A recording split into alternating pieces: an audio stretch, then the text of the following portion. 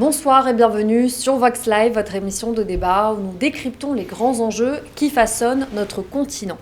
Ce soir, cap sur la Côte d'Ivoire, un pays où la politique s'écrit toujours au pluriel, avec ses figures historiques, ses crises passées, mais également ses nouvelles ambitions. À l'aube de la prochaine présidentielle, une candidature fait grand bruit, celle de Simone Gbagbo, ancienne première dame, militante acharnée et figure controversée du paysage politique ivoirien. Forte d'une base militante historique et d'une image de résilience forgée dans l'adversité, Simone Gbagbo se lance dans la course, mais dans un paysage politique polarisé, marqué par la présence d'Alassane Ouattara, de Laurent Gbagbo et d'autres poids lourds. Peut-elle réellement surprendre? Sa candidature est-elle un tournant ou une tentative vouée à l'échec? Autant de questions plutôt auxquelles nous allons tenter de répondre ce soir. Et pour cela, je suis entourée de Armand Mouedi. Bonsoir. Bonsoir, Shukina. Vous êtes vice-président du Parti pour l'unité et la régénération au Gabon et vous allez nous aider à avoir une lecture politique de cette présidentielle. Exactement, je vous remercie. Makaïlan Gebla, bonsoir. Bonsoir Soukaina, merci. Merci d'être avec nous. Vous êtes journaliste, ancien conseiller à la présidence au Tchad. Tout à fait. Pour comprendre un petit peu qui est Simone Gbagbo, je vous propose d'abord qu'on essaye de dresser ensemble son portrait, ses points forts politiques, ses faiblesses. Déjà, peut-être, Makaïla, on pourrait revenir sur son parcours. On l'a évoqué, c'était l'ancienne première dame militante, influente au sein du FPI. Il y a eu des condamnations. Si vous devriez résumer Simone Gbagbo, qu'est-ce que vous diriez d'elle ? Alors Simone Gbagbo est une femme politique ivoirienne qui a marqué effectivement les années 2000 jusqu'à les événements de 2000 jusqu'en 2011. Elle a été l'épouse de Laurent Gbagbo et qu'elle était d'abord universitaire, enseignante, qui a pu quand même en 2020 avait joué un rôle politique important étant donné qu'elle était quand même pratiquement la figure combattante qui a été à côté de son mari, mais qui a su quand même, en même temps, eu de la sympathie, effectivement, de l'animosité d'un certain nombre d'acteurs qui sont adversaires.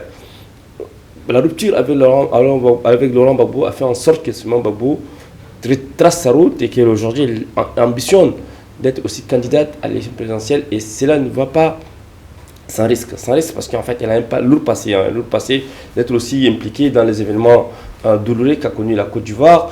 Et elle était effectivement la crise post-électorale, effectivement, elle était censée être très proche, ou bien taxée d'être très proche de ce qu'on appelle des patriotes.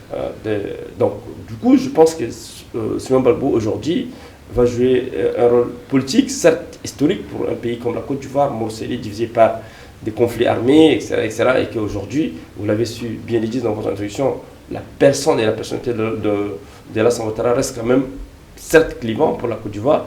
Mais Simone Gbagbo va peut-être jouer sa partition en tant que femme politique ivoirienne. On l'a dit, Armand Mouedi, une femme à la longue carrière, 75 ans aujourd'hui, c'est l'âge auquel elle se présente. Elle était décrite comme la dame de fer à l'époque où elle était la première dame aux côtés de son époux. Qu'est-ce que vous retenez, vous, de Simone Gbagbo ? Moi, je retiens déjà que Simone Gbagbo, c'est une femme dynamique. C'est une femme dynamique, une femme patriote. Parce que déjà à l'époque, quand on l'appelait amicalement, ou pour certains, la dame de fer, parce qu'elle avait ce côté très dur du clan Gbagbo. C'est une femme qui a du charisme. Si l'élection pour moi était démocratique, on va dire ça comme ça, on en reviendra peut-être, mais si l'élection pour moi était démocratique en Côte d'Ivoire, je vous aurais dit, oui, c'est une femme qui certainement pourrait être présidente de la République. Mais je ne crois pas. Vous n'y croyez pas? Aujourd'hui, on l'a évoqué en introduction, elle a des poids lourds à ses côtés. Pour moi, bon, après les fameux poids lourds, si vous parlez de Charles de Goudet, vous parlez de Laurent Gbagbo, c'est déjà ces deux poids lourds qui malheureusement sont inéligibles. Donc à partir de là, ça pèse pas très fort.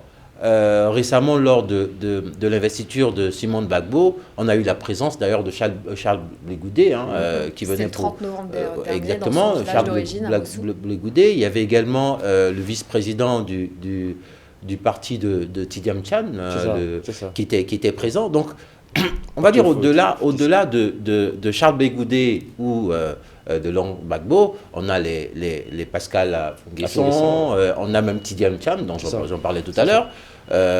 Donc voilà des personnages, et notamment le président Alassane Ouattara, qui va certainement se représenter, parce que ça m'étonnerait qu'il laisse le pouvoir. Donc je crois que à part le fait de s'unir autour de Simone Gbagbo, je ne vois pas Simone Gbagbo gagner. C'est juste pas possible. Michael Ngemla. Écoutez, une coalition autour de Simone Gbagbo peut quand même faire basculer le rapport de force politique. Sauf que vous avez cité un homme très important, Tidiane Cham, banquier avec le même background qu'Alassane Ouattara, et qui aujourd'hui est à la tête d'un parti du défunt le PDCI. Et donc, il ambitionne, parce c'est quelqu'un qui, effectivement, incarne à la fois le nord du pays. Vous savez, la Côte d'Ivoire, c'est un pays qui reste quand même divisé. Il y a le nord, incarné par Alassane Ouattara. Aujourd'hui, Tidiane Cham, en même temps élevé dans le milieu de Fouad-Boni, qui a grandi là-bas, et dont la mère aussi, en même temps, du père et mère, et du nord. Moi, je pense que Tidiane Cham peut quand même surprendre. Effectivement. Et il a aussi le même background, le même réseau social, le même carnet d'adresses qu'Alassane Ouattara. Tout peut basculer. Donc, c'est là où ça m'amène à réfléchir que Simone Gbagbo ne pourra pas avoir une chance, effectivement, de gagner ou bien de triompher à une élection, même si elle soit libre et transparente. Parce que là, ça va être une lutte, une compétition à haut niveau, à haute facture, où je pense que Simone Gbagbo ne pourra pas gagner. Maintenant, c'est que si les Ivoiriens ont atteint un seuil de maturité politique où on peut accepter qu'une femme puisse diriger la Côte d'Ivoire, elle peut avoir sa chance. Mais au regard, effectivement, des éléments d'appréciation que nous avons et qui nous parviennent de Côte d'Ivoire, tout porte à croire qu'effectivement, le combat va être très rude entre les camps oufoutistes, le HDP de Alassane Ouattara et également Tidiane Cham, je vous ai affirmé ça aussi là en embuscade. Donc nous pensons qu'effectivement, il faut qu'elle compétisse, on peut espérer qu'elle peut avoir la chance.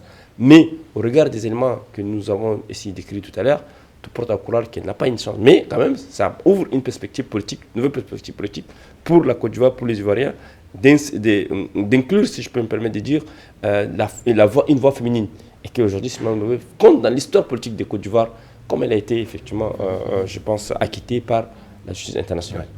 La concrétisation justement de sa candidature, elle s'est faite le 30 novembre dernier. Vous parliez tout à l'heure, Armand Mouidi, de son investiture qui a eu lieu à Mossou. Et cet événement, il marquait justement la volonté de s'affirmer en tant que leader indépendant sur l'échiquier politique. Je vous propose de regarder ce sujet signé Aimé Gnepa et Fofana Aboubakar Sidiki. On revient dans un instant. Le samedi 30 novembre dernier, Mossou a été le théâtre d'un événement marquant sur l'échiquier politique ivoirien. Le mouvement des générations capables, le MGC, a tenu sa première convention ordinaire. Un moment historique pour ce jeune parti qui entend peser dans le paysage politique ivoirien. Cette session a permis au MGC de dévoiler son bureau exécutif et de présenter son projet de société à ses partisans ainsi qu'aux membres de son directoire. Une occasion pour les responsables du parti d'exprimer leur vision orientée vers une Côte d'Ivoire capable et unie et de dessiner les contours de leur programme politique pour 2025. En choisissant Mossou pour notre première convention ordinaire, nous rappelons l'héritage de nos ancêtres et inscrivons notre action dans le prolongement de cette histoire tout en nous tournant résolument vers l'avenir. Cette terre d'accueil et de rassemblement nous encourage à renforcer notre détermination dans la marche, à raviver notre engagement et à œuvrer ensemble pour bâtir une Côte d'Ivoire de paix, de diversité et de progrès. Point culminant de cette convention, le choix et l'investiture de la figure emblématique du parti pour la présidentielle de 2025. Le docteur Simone Gbagbo, ex-première dame, a été investi officiellement à la tête du MGC. Je m'engage à mener une campagne inclusive et rassemblée avec votre aide et avec l'aide de Dieu. Un engagement solennel qui marque une étape cruciale pour ce mouvement. Cette convention a également réuni plusieurs figures importantes de la scène politique ivoirienne. Parmi elles, Charles Blé Goudé, président du COJEP, et Akossi Benjo, représentants du PDCI RDA venus exprimer leur soutien et saluer cette dynamique nouvelle incarnée par le MGC et sa candidate. Le PDCI RDA voudrait saluer la détermination et l'engagement de l'ensemble des partis politiques d'opposition présents ici aux côtés du MGC. Votre présence, mesdames et messieurs, en ce lieu témoigne d'une volonté commune, celle de lutter pour un avenir meilleur pour notre pays, la Côte d'Ivoire qui a tant besoin de paix, de stabilité et de prospérité partagée. La Côte d'Ivoire vous connaît, vous connaissez la Côte d'Ivoire.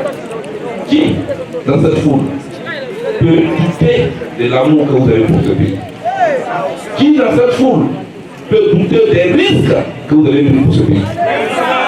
La Côte d'Ivoire est une belle femme qui est convoitée par beaucoup de personnes. Parmi ces hommes, elle choisira celle ou celui qui doit véritablement prouver son amour. C'est ce qui va se passer en 2027. Cette première convention du mouvement des générations capables s'achève donc sur une note ambitieuse et mobilisatrice. Je vous invite à marcher avec moi dans cette voie du renouveau. Je vous invite à croire à ce que nous sommes capables de réaliser ce projet-là à ça.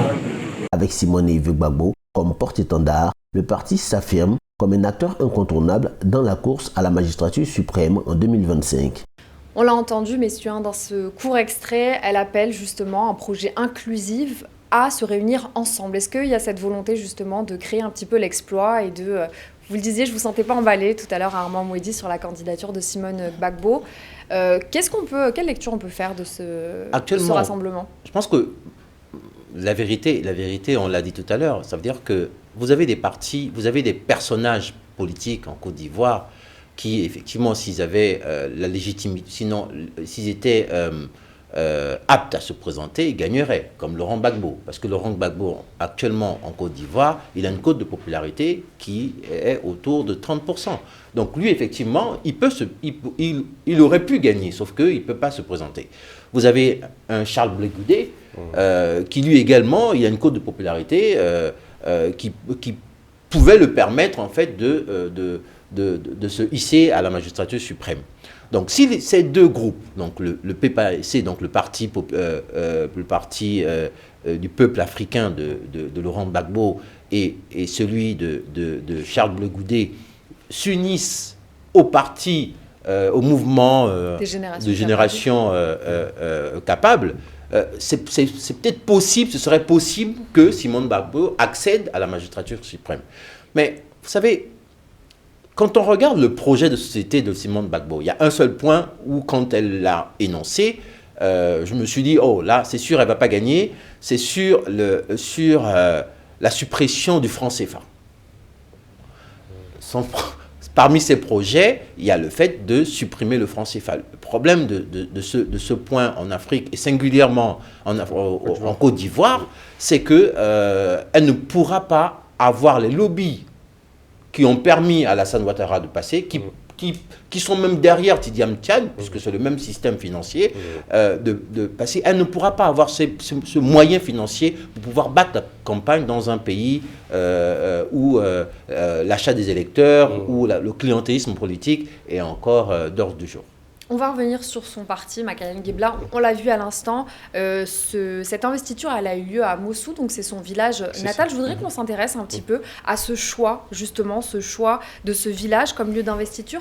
En termes de stratégie, qu'est-ce que ça traduit? Est-ce que c'est une stratégie efficace pour symboliser son enracinement et créer justement une proximité populaire? Ben oui, parce qu'en fait, Mossoul étant en fait, la région, ce qu'on appelle bastion, en fait, la bastion politique, et là d'où elle est issue, d'où elle vient. Et je pense qu'elle a voulu se replier effectivement dans sa base locale pour mobiliser effectivement le tout. C'est un appel à la mobilisation qu'elle a voulu lancer d'abord à sa communauté et faire en sorte qu'elle puisse porter la voix de ses électeurs. Maintenant, Simone Gbagbo, tu l'as dit tout à l'heure, c'est qu'elle a abordé un sujet clivant, c'est le sujet lié à la monnaie, le franc CFA, qui effectivement, si ces sujets peuvent mobiliser à Dakar, il ne mobilisera pas, comme tu l'as dit tout à l'heure, à Abidjan. Pourquoi je dis ça? Parce que les Sonko, le PASTEF avaient mobilisé, effectivement, leur discours était autour des thématiques fortes qu'elles sont le franc CFA et les bases militaires françaises. Ça portait, ils sont arrivés au pouvoir, ils négocient le départ, mais ça se passe de manière... Sauf qu'en Côte d'Ivoire, comme vous l'avez dit, il y a un ancrage, un passé historique qui lie, des liens historiques qui lient la Côte d'Ivoire à cette monnaie-là, et aborder dès le début, dès l'entame d'un sujet aussi crucial et clivant, comme aborder un tel sujet dans une campagne qui s'annonce, moi j'ai peur que ça ne puisse pas quand même être profitable pour Mme Simone Gbagbo. Maintenant, pour revenir à votre question, moi je pense que Simone Gbagbo, elle a appelé à la mobilisation. Je m'engage, venez, je vous invite à vous engager avec moi pour relever des nouveaux défis. Tout ça, c'est beau à le dire. Sauf qu'effectivement, la Côte d'Ivoire a aussi ses réalités.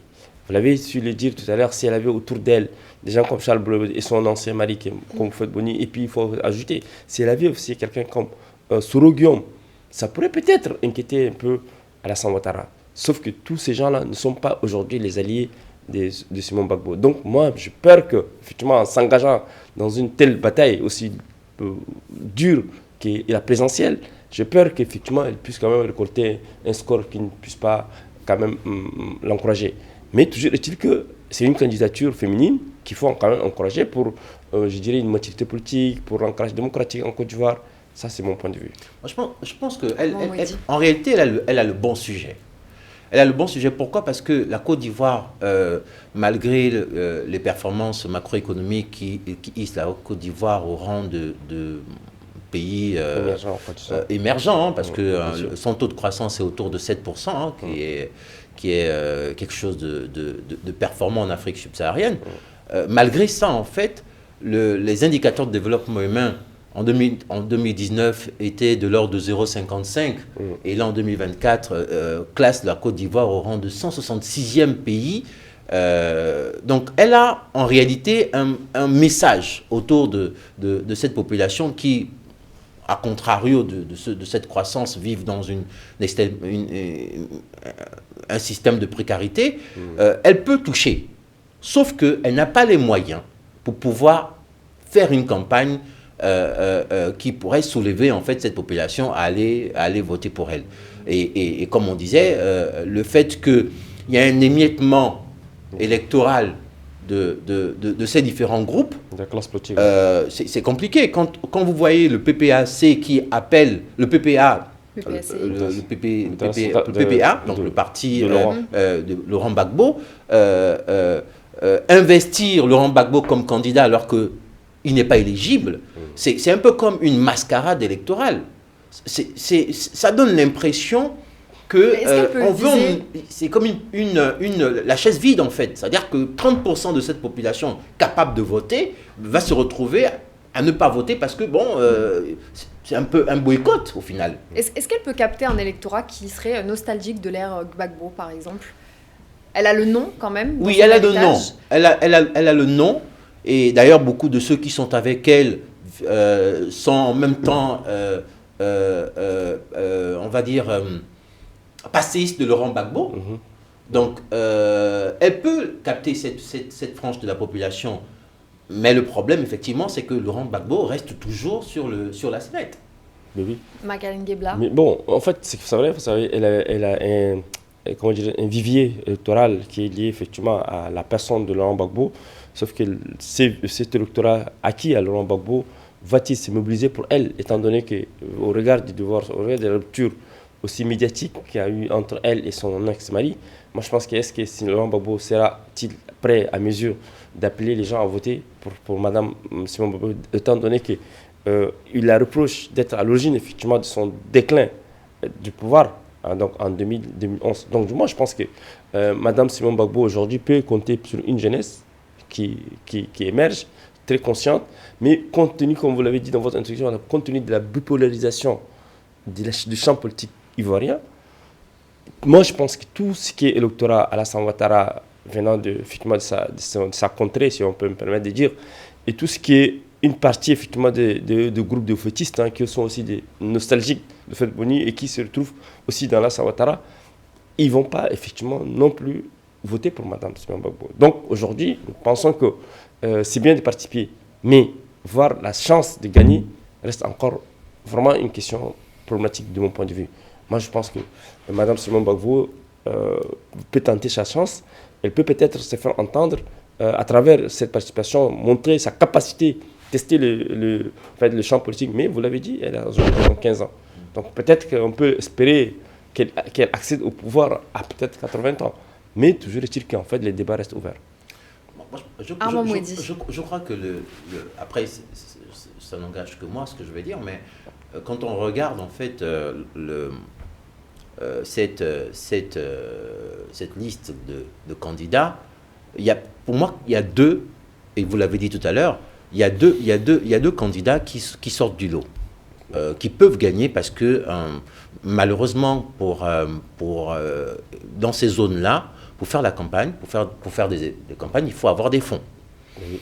Et ceux qui peuvent avoir des fonds, c'est Thiam et Alassane Ouattara.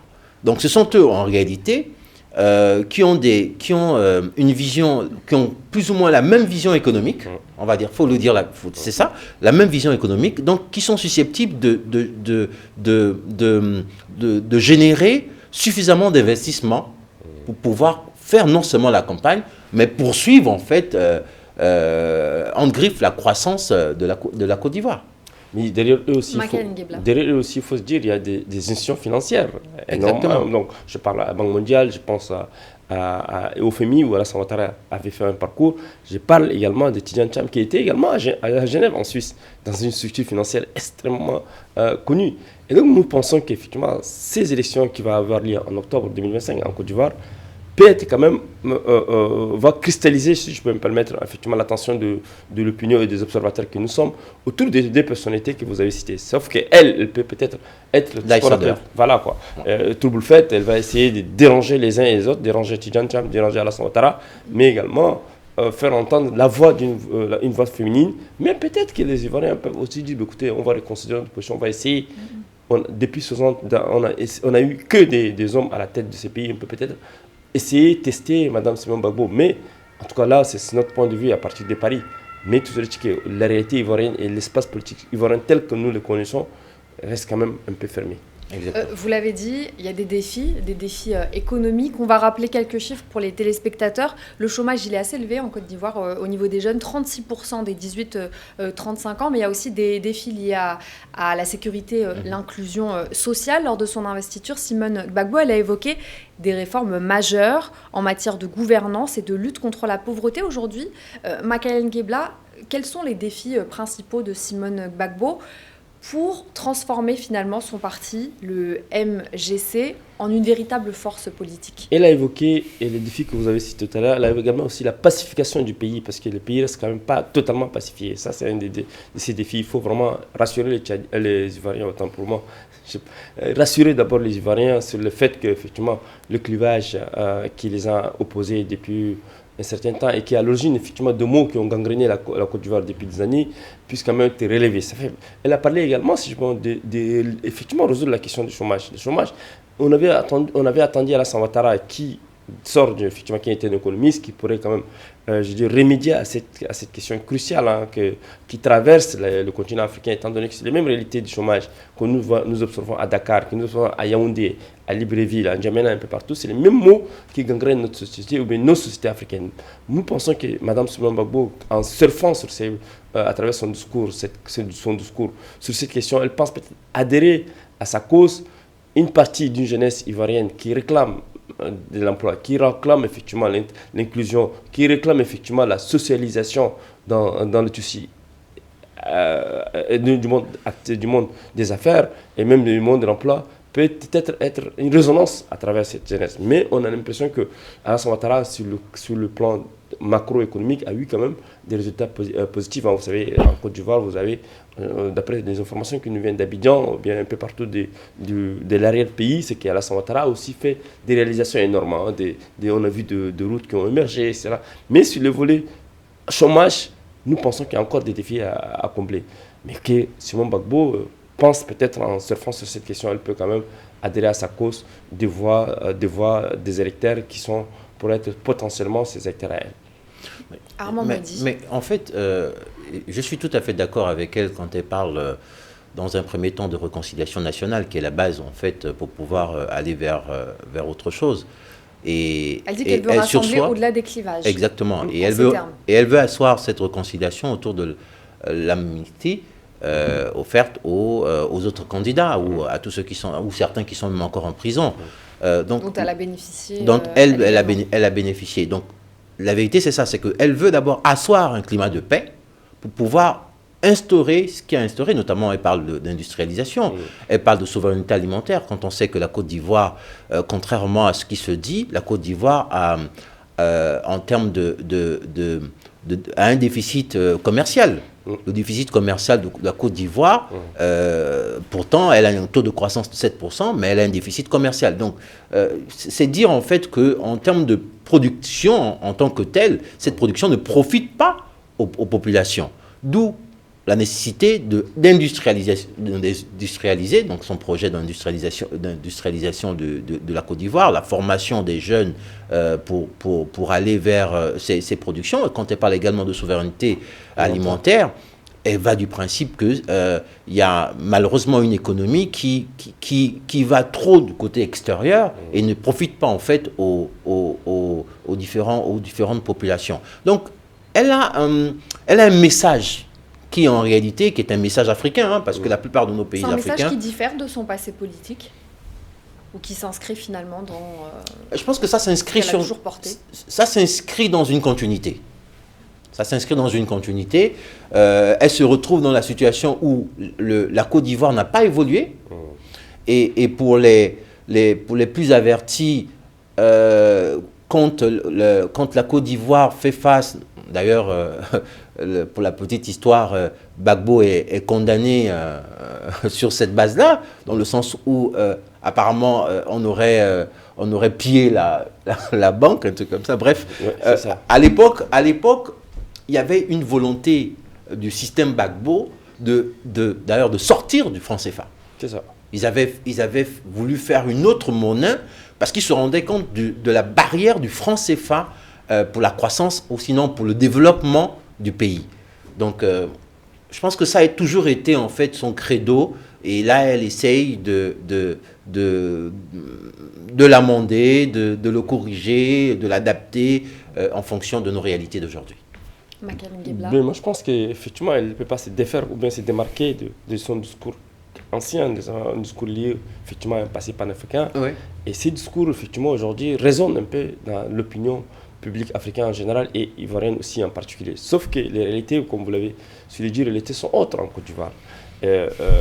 D'aucuns vous disent qu'Alassane Ouattara a eu des performances économiques encourageantes et qu'il faut vraiment le maintenir au pouvoir. Lui aussi, il ne veut pas partir. Et donc, entre ne pas vouloir partir et se maintenir au pouvoir, et puis entre effectivement la volonté d'une opinion de plus en plus critique à son égard, et elle qui intervient comme actrice de la scène politique ivoirienne avec des propositions qui parlent aux Ivoiriens. Nous pensons que Mme Simone Gbagbo est en train de vouloir peut-être, faire reconsidérer un peu les Ivoiriens par rapport à l'approche qui n'a pas marché, c'est une approche ancienne, qui n'a pas marché et qui est de compter sur elle comme aujourd'hui une nouvelle force politique qui intègre effectivement l'espace politique ivoirien et qu'elle peut éventuellement répondre aux attentes, aux préoccupations des Ivoiriens qui aspirent, ne serait-ce qu'au minimum vital, ne serait-ce qu'au bien-être social et ne serait-ce qu'à un développement qui peut peut-être rassembler un peu aux pays émergents. Ben oui, parce que... Et pour revenir dessus, sinon c'est dire aussi qu'elle n'est pas la seule à le dire. On écoutait le président de Bloomfield, Stanislas Zézé, qui parlait des inégalités. Ça veut dire que d'un côté on a une croissance et de l'autre côté on a une misère en fait qui chaque jour cogne à la porte des Ivoiriens. Donc aujourd'hui, et on se rend compte même d'ailleurs que il y a la Côte d'Ivoire, l'ensemble des pays de cette zone-là, en fait. Quand je dis zone, je parlerai à la limite même de tous ces pays, en fait, qui malheureusement n'ont pas compris que croissance doit également rimer avec développement des populations. Mais malheureusement, on va vers des indicateurs, on s'intéresse aux indicateurs, on veut une croissance, on veut être au hit parade, puisque c'est vraiment dans ce sens-là. Sauf que quand on regarde le panier de la ménagère, c'est tout autre chose en fait. Donc Simone Gbagbo, elle a le message. Elle a toujours eu ce message, parce qu'on le disait d'entrée de jeu, que c'était vraiment le bras armé idéologiquement de Gbagbo dans les années 2000.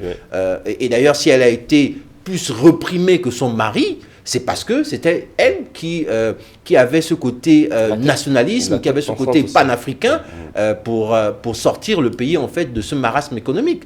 Donc, dans l'idéal, c'est elle qu'on devrait mettre au pouvoir, dans l'idéal.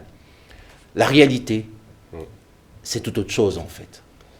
Donc c'est un peu dans ce cadre-là où c'est un peu difficile en fait de pouvoir répondre sans tenir compte de ces petits leviers en fait qui dénaturent la démocratie en Afrique. On a dit son parti, c'est un parti qui tente de s'affirmer dans un espace politique très compétitif. Je voudrais qu'on s'intéresse à l'identité justement de ce parti. Finalement, est-ce que le mouvement des générations capables, donc le MGC, il a une identité distincte ou est-ce qu'il reste associé à son passé avec le FPI? Mais écoutez, comme son nom l'indique, un mouvement des générations capables, ça veut dire qu'elle veut se déchaîner, se démarquer totalement effectivement du passé lié à Laurent Gbagbo. En communication politique, ça a parle, sens quand on tranche, qu'on change d'identité. Justement, parce qu'elle ne voulait pas avoir vraiment le FPI comme un Front populaire ivoirien qui était quand même un parti politique qui a un lourd passé lié effectivement à un conflit interne, qui a créé une tension dans le pays. Et aujourd'hui, elle dit mouvement des générations capables. Ça veut dire qu'elle parle à une génération montante ivoirienne qui est certainement des gens compétents avec des profils différents, qui pensent que nous sommes là, on peut aussi jouer notre partition dans cette vie politique ivoirienne. Donc moi, je pense que la dénomination en termes de communication politique, elle a su quand même le dire. C'est au même titre que le parti de Soro Guillaume. Et même de Tidiane. Donc du coup, les gens sont en train aujourd'hui, comme ici en France, on avait dit les marcheurs. Donc du coup, les gens sont en train de copier-coller, mais dans le sens, effectivement, d'échanger un peu le parcours historique d'un pays, mais de parler également à un nouvel électorat ivoirien qui veut changer la page d'un pays qui a été marqué par des violences, par des confiscations du pouvoir, mais d'une élite qui ne veut pas partir. J'ai parlé de Laurent Gbagbo qui est encore là, à peu près 80 ans, Alassane Ouattara aussi. Bédié est décédé, mais quand même la Côte d'Ivoire doit quand même voir des nouveaux visages politiques pour quand même ressembler à une jeunesse qui aspire effectivement à un changement. Je pense que Armand Maudit. Je crois que elle ambitionne donner un élan d'espérance à cette génération. Et d'ailleurs, elle disait sa volonté de sortir du marasme idéologique des anciens partis. Sauf que bon, c'est un message qui devient un peu populaire, puisque quand vous voyez le système de Tidiane a fait la même chose, Tidiane Tian, il a fait la même chose, le PASTEF fait la même chose. En France, ici, on a eu En Marche, l'idée effectivement de changer de vision, des sigles aussi, de cible aussi, mais le problème. Et le problème, c'est que c'est pas le nom qui doit changer. C'est pas juste la lettre qui doit changer, sinon le logos qui doit changer. La pratique doit aussi changer. Et c'est un peu le problème qu'on a. Et je parlerai de l'Afrique, je parlerai singulièrement de la Côte d'Ivoire, mais je parlerai aussi de la France. C'est-à-dire que quand vous écoutez Emmanuel Macron En Marche, et que vous regardez aujourd'hui la situation économique du pays, vous vous dites, mais on est resté sur du logos, sur de la démagogie intellectuelle, mais sur la réalité, c'est des populations qui se sont appauvries. Donc c'est vraiment cette réalité où il doit y avoir un seulement entre la force, sinon la performance économique, et ce que les gens gagnent dans leur panier en fait. Mais je pense qu'il parle, justement, il parle de la cohérence politique. Il faut que les gens soient cohérents même avec leur engagement. C'est vrai, vous pouvez avoir des très beaux sigles ou bien de très belles appellations d'un parti politique, mais quand vous n'êtes pas cohérent dans vos actes, vous donnez l'espoir, vous l'avez évoqué tout à l'heure, c'est de la démagogie politique. Malheureusement, c'est ça qui un peu marque de manière forte l'esprit d'un certain nombre d'acteurs et d'observateurs. Nous pensons que c'est vrai, nous avons aussi, vous avez cité tout à l'heure, nous avons dans notre pays les transformateurs qui étaient copiés, des M. Succès Massara qui étaient copiés des Marshall en France. Donc c'est vrai, les sigles ne disent pas grand-chose. Moi je pense qu'il faut que les gens soient effectivement des gens décisifs. Quand on s'engage en politique, c'est pour changer effectivement le cours de l'histoire de la cité, etc., etc. Mais il faut que les gens essaient effectivement de répondre aux attentes, aux aspirations d'un certain nombre des citoyens qui, pour eux, attendent beaucoup d'eux. Donc c'était le cas, effectivement, comme tu l'as dit, en France où nous vivons, M. Macron qui avait suscité un certain espoir dans l'opinion française, aujourd'hui a déchanté après 10 ans. Donc nous pensons que pour la Côte d'Ivoire, c'est vrai, les Ivoiriens veulent aussi un changement au niveau comportemental, hein, et un changement également au niveau structurel. Il faut que l'impact social puisse être quand même, puisse bénéficier aux populations qui, depuis un certain temps, voilà un pays qui est immensément riche, un pays qui a vraiment qui a une position stratégique importante, mais effectivement, on connaît malgré des parcours comme Alassane Ouattara, qui est un économiste, qui était à la Banque mondiale, qui était au FOMI, qui à un moment donné, dans les années 93, et jusqu'à son aspiration à être à la tête de la Côte d'Ivoire, mais quand même, des défis restent. On va poursuivre justement en seconde partie d'émission sur les enjeux de la candidature de Simone Gbagbo. On va faire un petit peu de politique fiction et essayer de comprendre ce que sa candidature changerait concrètement sur le pays. On vient dans un instant, on prend une courte pause, restez avec nous sur Vox Live. Merci d'être avec nous. Le débat se poursuit. En début d'émission, on a essayé de dresser un petit peu le portrait de Simone Gbagbo, ses forces, ses faiblesses. Il y a une partie de son histoire qu'on a un petit peu minimisée, c'est évidemment ses condamnations et son passé controversé qui a été lié à la crise post-électorale de 2010-2011. Armand Mouedi, on l'a dit, Simone Gbagbo, elle a le mérite d'être charismatique, elle porte ses engagements. Est-ce qu'aujourd'hui, son image comme figure de résilience, c'est suffisant pour surmonter son passé controversé ? Vous savez, je suis de ceux qui pensent qu'on ne fait pas d'omelette sans casser les œufs. La position qu'elle a eue était, ou qu'elle a encore aujourd'hui, comme étant une femme résiliente, est une figure d'espoir pour les jeunes filles, pour les jeunes. Sachant qu'elle ne s'est jamais laissée faire, en fait. Et donc, c'est important de se dire, et de dire aux jeunes Africains, qu'on ne peut pas réussir à sortir du marasme, que ce soit un marasme économique ou social, si on ne se bat pas pour s'en sortir. Et on ne peut pas toujours se dire qu'on va arriver sans laisser certainement sans laisser les gens dire faussement des choses sur nous. Vous savez, pour ceux qui sont dans la religion, il y a des dires de l'illustre Jésus dans les Saintes Écritures qui dit heureux quand on dira faussement des choses sur vous. Donc c'est important pour un homme ou même pour une femme de laisser dire les choses, mais de poser des actes qui montrent l'inverse de ce que les gens disent. Et Simone Gbagbo, qu'on le veuille ou pas, elle a ce côté résilient. Elle a ce côté espoir, même si on va jusqu'à présent, on l'appelle toujours la Dame de Fer, parce qu'effectivement, elle a gardé ce côté je ne me laisse pas faire, je dois montrer l'exemple aux générations futures. Makaël Ngebla. Écoutez, moi je pense que c'est une femme battante, nous l'avons dit. C'est une femme qui croit en elle, qui croit effectivement à ses valeurs, qui croit également à ses compétences.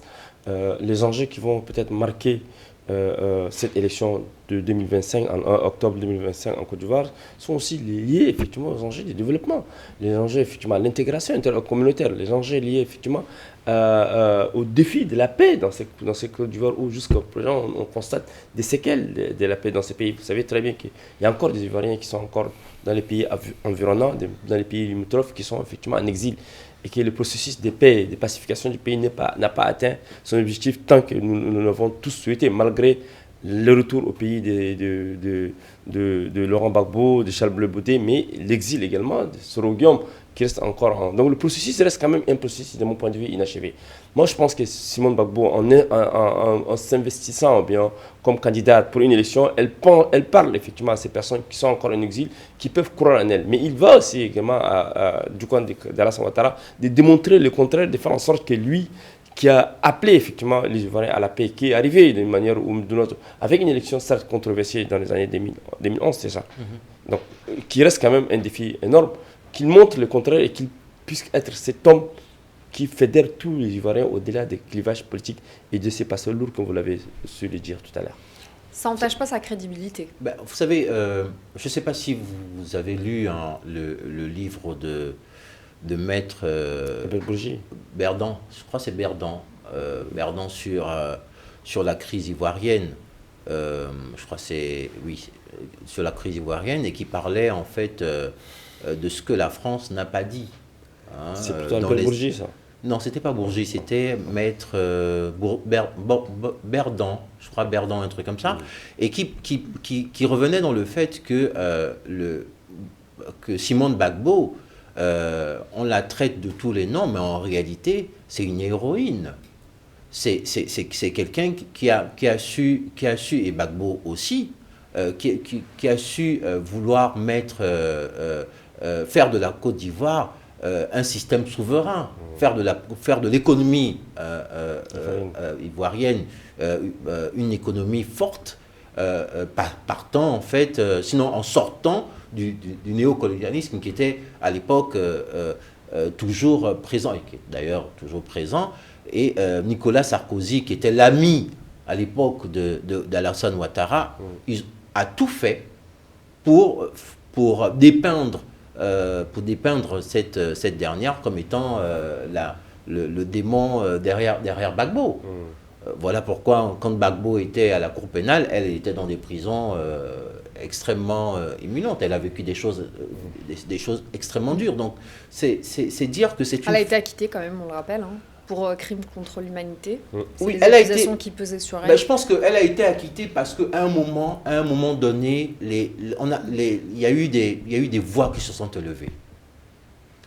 On ne pouvait pas cacher la vérité. Il y a des choses qui ont été cachées, d'ailleurs qui restent cachées. Les Dominique de Villepin qui ont des informations. D'ailleurs, le Barnier, qui est aujourd'hui Premier ministre, il était à l'époque... donc, c'est des choses qui, malheureusement, comme toujours... Hein, c'est les conséquences de la France-Afrique. On ne les sort pas, mais la vérité, c'est qu'on n'a pas dit aux Ivoiriens la vérité, ce qui s'est réellement passé. Qui a tiré sur la base française en Côte d'Ivoire, pour que cette base-là, il y a eu 9 morts au total, pour que cette base-là aille derrière bombarder l'ensemble des avions et compagnie. Donc, il y a quand même un droit à l'histoire, un droit à l'histoire qui permet, quand on le regarde avec objectivité, de voir que c'est une femme qui mérite d'être à cette place. Mais justement, parce qu'il décrit effectivement une histoire qui est récente de la Côte d'Ivoire, où ça revient à dire encore la France-Afrique. Pour ne pas dire quelque chose, c'est que c'est la France-Afrique qui a été une élection organisée sous la France-Afrique à l'époque, qui a voulu faire porter Alassane Ouattara à la tête de la Côte d'Ivoire. Mais il faut aussi dire que la Côte d'Ivoire a été malheureusement une partie de Alassane Ouattara incarnait effectivement une partie d'une Côte d'Ivoire exclue. Et c'est sur cette base qu'un peu ses souteneurs et ses soutiens, dont la France, qui a amené Alassane Ouattara au pouvoir, pensent qu'une partie de la Côte d'Ivoire était exclue et qu'elle doit aussi gérer cette Côte d'Ivoire. Et c'est comme ça qu'on a fait venir Alassane Ouattara, avec toutes les conséquences que vous l'avez décrites, conflit armé, militarisation du pays, il y a également plusieurs réfugiés, beaucoup de morts également, incarcération de Laurent Gbagbo et de son épouse, qui fait l'objet de notre sujet aujourd'hui sur ce plateau. Nous pensons que si elle doit aussi mériter, dès lors qu'elle a été acquittée, elle a le même droit civique et politique pour être candidate à cette élection, elle pourrait tenter sa chance, gagner ou ne pas gagner. Ça, c'est un autre débat. Mais on va s'y intéresser justement à ces différents scénarios. On le disait, c'est de la politique fiction qu'on va faire, mais on va essayer d'imaginer les différents scénarios, ce qui pourrait se passer en cas de victoire, en cas d'échec, la dimension panafricaine que sa candidature pourrait avoir. Makaël Guebla, en cas d'échec, on va d'abord éliminer cette option-là. En cas d'échec, est-ce que Simone Gbagbo pourrait être davantage marginalisée, du moins son parti? Est-ce que ça les précariserait sur la scène politique ou pas? On peut, en cas d'échec, mais tout dépend de l'échec. Si elle a un taux, tout dépend du taux, du pourcentage qu'elle pourra obtenir. Si elle a un pourcentage qui est acceptable, elle pourrait être encore comptée dans la scène politique et dans la sphère politique ivoirienne. Tout dépend du résultat des élections. Et donc, de manière anticipée, on ne peut pas imaginer. Mais toujours est-il qu'aujourd'hui, Simone Gbagbo, à travers son parti, le MGC, peut compter sur la scène politique ivoirienne. Elle peut également surprendre les gens parce qu'elle a un électorat qui est aussi lié à sa zone, à sa région. Mais elle a vu son carnet d'adresse, elle est universitaire comme on l'a dit. Elle peut effectivement surprendre l'opinion publique tant africaine qu'internationale. Et comment le MGC pourrait influencer les équilibres régionaux?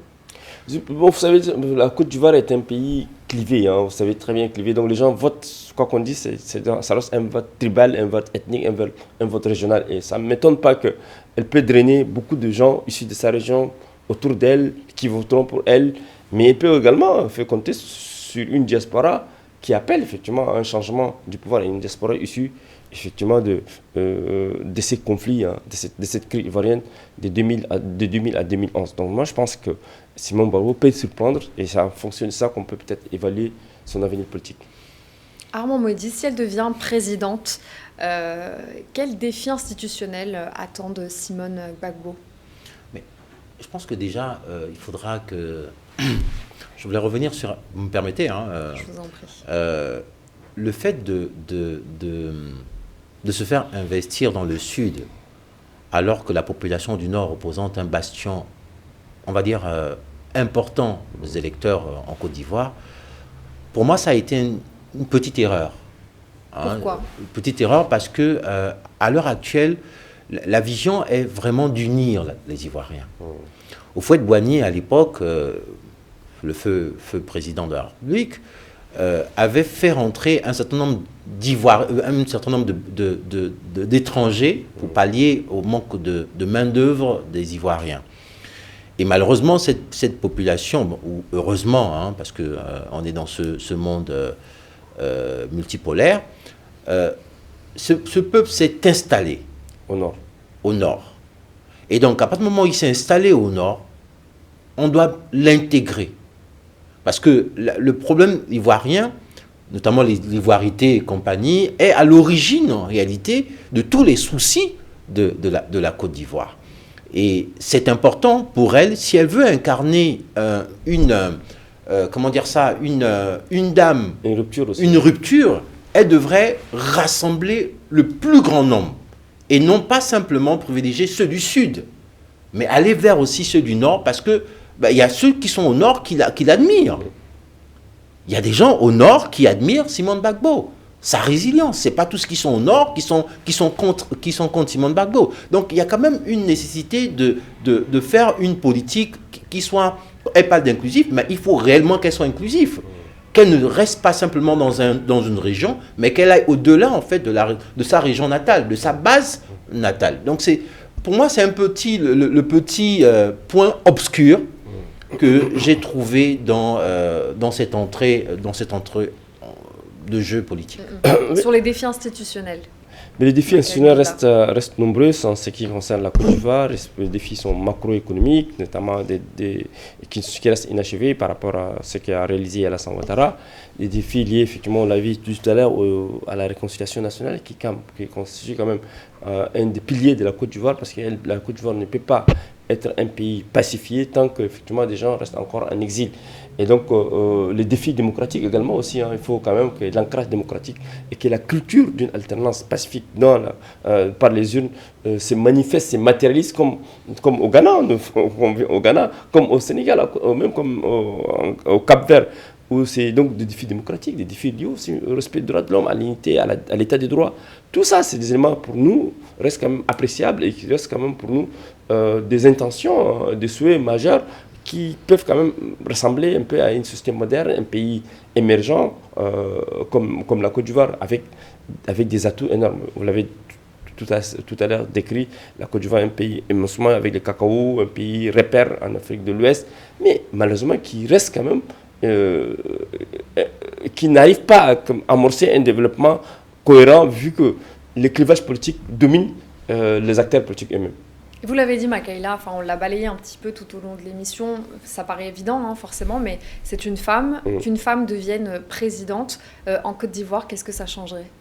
Ça peut changer, effectivement, ça va être un déclic dans l'opinion et dans l'esprit de beaucoup d'Ivoiriens et même beaucoup d'Africains. Vous savez très bien que même en France, en fait, la barrière reste parce que les gens conçoivent mal une femme présente. Mais pour nous, ça va. La Côte d'Ivoire envoie un message à Soukaina. Elle peut incarner un renouveau. Justement, voilà, un renouveau. Et la Côte d'Ivoire va envoyer un message fort à l'opinion internationale même. Que voilà un pays qui sort d'une crise politique majeure, mais qui a eu à faire voter quand même une femme à la tête des nations ivoiriennes, une femme qui va pacifier effectivement les rapports humains et les rapports politiques. Moi, je pense que ça va être quand même un déclic dans l'opinion ivoirienne en général, mais africaine en général, mais un signal pour la communauté internationale qui a accompagné la Côte d'Ivoire durant des moments très difficiles, des moments de crise, mais qui aujourd'hui, la Côte d'Ivoire peut quand même. Moi, je pense que s'il s'agit de moi, c'est un souhait que Mme Simone Gbagbo devienne présente en Côte d'Ivoire. Mais les réalités ivoiriennes restent quand même encore fragiles. Armand Mouedi, un signal fort pour le continent. On est toujours dans le rêve, c'est ça? Okay. La fiction, ouais. Sur la fiction, effectivement, ce serait bien. Ça permettrait de sortir des Vous pensez que c'est un frein? Vous parlez de... Vous savez, en Afrique, surtout en Afrique, surtout aujourd'hui, hein, parce que faut reconnaître que dans l'histoire, on a connu les Nana Benz, hein, on a connu des femmes puissantes, notamment au Bénin, au Mali. Oui, dans l'histoire, on a connu ces femmes.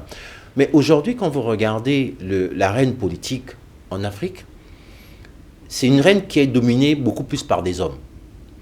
Et donc, je vois mal, sauf dans dans l'hypothèse du rêve, qu'une femme prenne le pouvoir dans ces conditions-là. C'est la raison pour laquelle, pour moi, je suis peut-être pessimiste dans la réalité, mais aujourd'hui, nous ne sommes pas encore prêts d'avoir une femme à la tête. Pour autant, on l'a évoqué tout au long de l'émission, la carrière politique de Simone Gbagbo est solide. On retient d'elle justement cette résilience, cette combativité. Est-ce que finalement son genre ne doit pas passer après? Est-ce que vous pensez que l'électorat ivoirien voit en Simone Gbagbo une femme et non pas une fonction présidentielle? Moi, je pense qu'il faut sortir du cliché, du frein, que le genre peut constituer un obstacle. Moi, je pense qu'il faut élever les niveaux de débat, que la Côte d'Ivoire elle-même doit élever les niveaux du débat politique et de maturité aussi, pour permettre effectivement à la gente féminine d'émerger. Étant donné qu'aujourd'hui, la question du genre est au plan international, au plan mondial, et au-dessus de toutes les discussions, même de toutes les négociations, comme vous savez. Donc pourquoi, si la femme peut être députée, si elle peut être ministre, pourquoi ne pas l'encourager à ce qu'elle dirige aussi un pays et pour qu'elle puisse quand même apporter son expérience. Peut-être que ça peut changer, peut-être que elle peut quand même être les déclics et un catalyseur pour un changement transformationnel d'une société. Pourquoi pas? Maintenant, c'est vrai, il y a quand même, la Côte d'Ivoire reste quand même pas un pays modèle démocratique, hein, à la différence du Sénégal ou d'autres pays, même en Afrique de l'Ouest. Mais à travers cette candidature, nous sommes en train de voir et d'observer ce que les Ivoiriens, en tant qu'électeurs, pourront faire pour Simone Gbagbo. On ne fait pas de politique sans la culture. Et comme disait Lévi-Strauss, nous sommes le rejeton de notre milieu culturel. C'est peut-être ringard de le dire comme ça, mais dans les milieux culturels africains, c'est beaucoup plus l'homme qui est le chef de famille. Et c'est sur cette base-là, en fait, et je le dis bien, hein, je ne le partage pas forcément, hein, je préfère vous le dire aux téléspectateurs que je ne le partage pas forcément, mais je veux rester le plus réel possible. idéalement, ce serait bien de laisser la femme montrer qu'elle a la capacité, de la même façon, elle sait gérer le ménage, elle a la possibilité, la capacité de gérer un pays. On le voit en Namibie, très récemment, on le voit en Tanzanie. On le voit dans certains pays, effectivement. On le voit dans certains pays où les femmes ont la capacité, ont la compétence pour pouvoir et souvent elles ne sont pas l'objet de toutes les malversations que l'on constate chez les hommes. Donc laisser une femme le faire, ce serait donner l'espoir en fait de quelque chose de nouveau. Et d'ailleurs l'Afrique en a besoin, de sortir de ce machisme qui ne crée pas en fait le développement souhaité. Pour rester sur la Côte d'Ivoire, vous imaginez, c'est un pays dont on parlait tout à l'heure de la performance macroéconomique, qui met la Côte d'Ivoire aujourd'hui lors de 7% de croissance, ce qui est juste génial. Mais quand vous regardez son rang en IDH, 166, sur les 193 pays évalués. C'est quand même un peu extraordinaire. Donc ça veut dire quoi? Ça veut dire qu'il n'y a pas le ruissellement, il y a une équation entre la croissance et le développement des populations. Et c'est de ça dont on parle aujourd'hui. Ça veut dire il faut une adéquation. Sortons juste de la performance des chiffres pour revenir sur la réalité du terrain. Pourquoi nos régions ne se développent pas? Simone Gbagbo, notamment, elle parlait notamment de l'industrialisation. Ça veut dire qu'on vend trop en Afrique la matière première et non la matière transformée. Ce qui crée, toujours en restant dans le cas de la Côte d'Ivoire, un déficit au niveau de la balance commerciale. On vend plus et on obtient, en fait, au final, on n'a rien du tout. Donc c'est important en fait que Simone Gbagbo incarne ce changement, si elle passe, qu'elle incarne ce changement de mentalité, ce changement de dogme pour peut-être permettre à l'Afrique d'espérer une forme de croissance réelle. Merci Armand Mouedi, merci Makaëlle Guebla. Après la Tanzanie, la Namibie, Simone Gbagbo sera-t-elle la prochaine présidente de la Côte d'Ivoire? A-t-elle réussi avec cette investiture à convaincre qu'elle est prête pour 2025? On vous laisse réagir sur les réseaux sociaux, sur nos différentes plateformes de diffusion. Et on revient très vite pour un prochain numéro de Vox Live.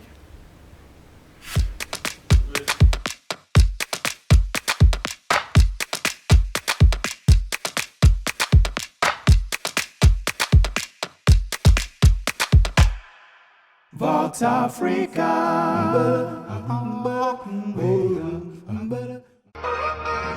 The Voice Afrique francophone saison 5, édition spéciale Côte d'Ivoire, les backstage des épreuves en live.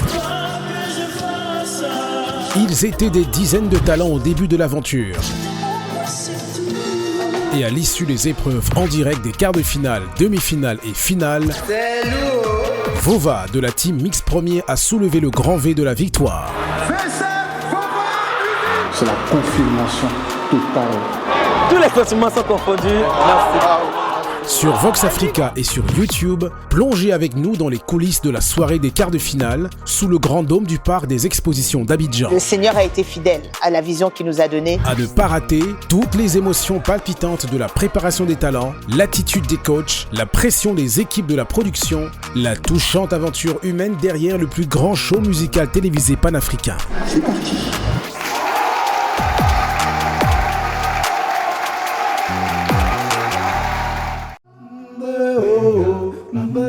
Vox Africa.